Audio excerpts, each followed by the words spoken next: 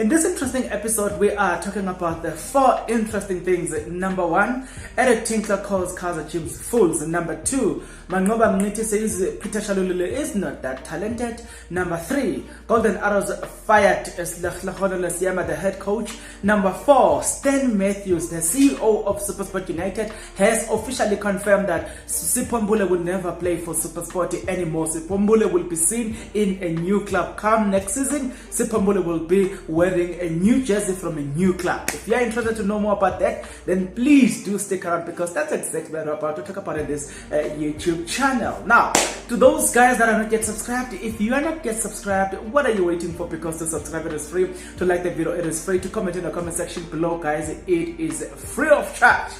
Now, guys, these days the easiest way for a club to part way with the coach and write in their official statement, it usually says we have amicably parted ways with a particular coach. You know, most SUPERSPORT United said the same thing. We have amicably parted ways with Kaizer Tembo, our coach. You know, we love our coach. That's hey guys, yeah, it's so interesting these days. When they fire you, they just use those fancy words, you know what I'm saying? But nevertheless, let's talk about Golden Arrows, who has recently, in fact 3 days after Kaizer Tembo was fired at SUPERSPORT United, if not 2 days, then the Siyama was fired. So we're going to jump into the official statement by Golden Arrows. It reads as follows. Now, official statement: Lamontville Golden Arrows and the Siyama have amicably parted ways with immediate effect. Vusumzi Vilagazi and Maputi Kanyeza will serve as interim coaches until the end of the season. What's your take, guys? Just like I say, you know, the best way to be fired these days, the best way to remove the word "we have fired the coach" is we have amicably parted ways with the coach. You know what I'm saying? It sounds so interesting. It sounds, you know what I'm saying? But yeah, nevertheless, we're jumping into the story of about Peter Shalulile. Now, Mangoba Mniti is talking about Peter Shalulile. We're going to come back to Eric Tinkler, and then I'm going to give you an evidence after that, I'm going to give you an evidence about the Stan Matthews at SUPERSPORT United confirming that SIPHO Mbule is no more a SUPERSPORT player. Technically, he's no longer a SUPERSPORT player. So we're going to get into it. We start by Mangoba Mniti is talking about Peter Shalulile. When he was asked about Peter Shalulile, he has got this to say. To summarize what I see from Peter, maybe the gods of football also look at how much appreciation you put into the game. He runs the hardest in the team. He works very hard, and some will say he is lucky, because when you find him in the position where he taps it and score with some touches or that little harder, it looks like this guy is very fortunate. But for me, it's when opportunity meets hard work.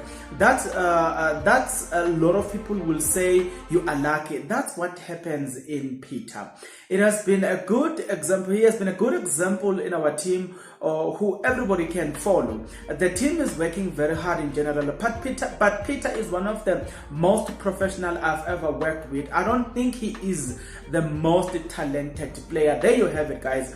I don't think Peter Shalulile is the most talented player, but he is a hard worker. What's your take, guys? Peter Shalulile is scoring goals for fun these days. He's scoring goals left, right, and center. And there comes Mangoba Mniti says, no, basically Peter Shalulile, he's not that talented. He's just a hard worker. I think the same was said about this guy at Kaizer Chiefs. He used to play for Kaizer Chiefs. He's playing for Kukune United. Katsande. A lot of people used to say Katsande doesn't know football, but he is a hard worker.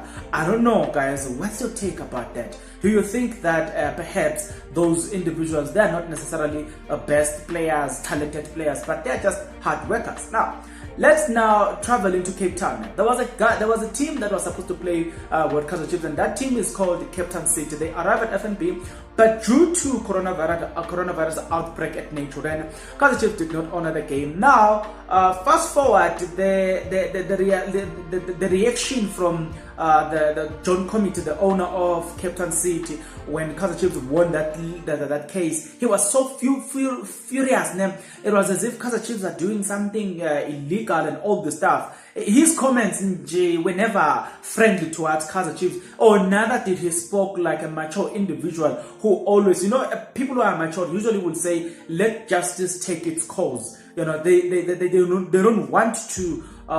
want to sound mean or what, or you know what I'm saying, they don't want any controversy around their name, so they will push that to justice system and say, let justice system take its course. But in this case, we've got a coach and the owner of the club that are so much into this disrespecting Kaizer Chiefs. So I'm gonna read this for you, and then you don't say I manufactured facts, but I'm gonna have to read it the way it has been said by Eric Tinkler himself. So he can't run away and say, no, I didn't say that. We have it in writings that he said it. So let me read exactly what Eric Tinkler has got to say. But I don't think it's a nice way of addressing situations. It felt personal, If I was a Kaizer Chiefs management, this would have felt otherwise. Don't get me wrong, this would have felt otherwise. But nevertheless, he has got this to say. At first, he says, for us, first and foremost, the win, trying to get the fifth in the row against Royal AM is the most important factor. Tinkler said ahead of their league clash with Royal AM on Saturday, as quoted by goals.com, and then he followed by saying, second factor is do we get the points? Don't we get the points against the Chiefs? That's still all up in the air, which I think it's absolutely ridiculous that this hasn't been resolved. Now listen carefully. Remember, the rules are the rules. Can't be rules for different fools. Let me repeat this one. Remember, the rules are the rules. Can't be rules for different fools. I don't know, but from what I interpreted and taking the contextual understanding of this thing, it just told me that you are then referring to Kaizer Chiefs as fools, and I don't think that Kaizer Chiefs will take that kindly. It didn't feel kindly to me. How much more to a Kaizer Chiefs management? How does it feel to be called a fool? No laws for different fools, And here's the sad part about this. As a coach, you must be like Benny McCart. Benny McCart was the smartest coach, I've ever noticed in this DSTV Premier League. Benny McCart, when he was caught between fighting Kaizer Chiefs and in favor of Amazulu, or or favoring Amazulu, let me say so. He instead detached from that, and then he didn't make it a matter of me and Kaizer Chiefs, but he made it a matter of Amazulu and Kaizer Chiefs, and then he detached from them. Because as a coach, you could get fired from your current club, and then now you have a job. A job is available to the club that you used to fight against, and to a point where you say awful words like that, it's gonna hurt in the long run. You know what I'm saying? So I think that was not necessarily a wise decision for Eric Tinkler to even say or to utter such words, because what if 2 years down the line he would have been a coach at Kaizer Chiefs, but because of such words, Kaizer Chiefs will say no, not at all. Nevertheless, we're jumping right into the issue of Stan Matthews. Now, guys, it is now up to Kaizer Chiefs to decide if they want SIPHO Mbule or not. But SIPHO Mbule is available for Kaizer Chiefs now. Stan Matthews has officially confirmed on Metro FM that they, as SuperSport United, will never work again with SuperSport United, with SIPHO Mbule at SuperSport United. SIPHO Mbule is free to join any club of his choice, provided they pay certain fees. So it is now up to Kaizer Chiefs to officially put things into perspective and get SIPHO Mbule to nature. Then on the previous video, I gave you the words of the agent, Mr. Mike McCarp, who says, I don't speak without facts. SIPHO Mbule will not play for SuperSport United come next season.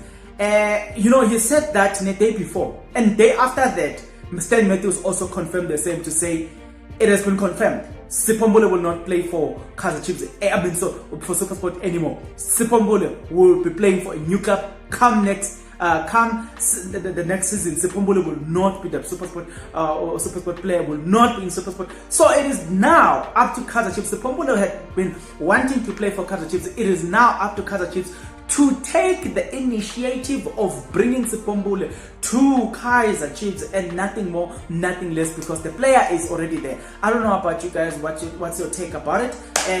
I'm gonna allow you guys to listen to this one. Until next time, after listening to this one, guys, see you on the next episode. Then just the last one from me. Is it true that SIPHO Mbule has refused to sign a contract, or has he gone AWOL? What's the story there, just for clarity? He can't refuse to sign a contract. SIPHO is in a contract. He still has a couple of years left on his contract at SUPERSPORT.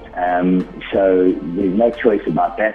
SIPHO has been excused from training. His headspace isn't right to come and be with the team.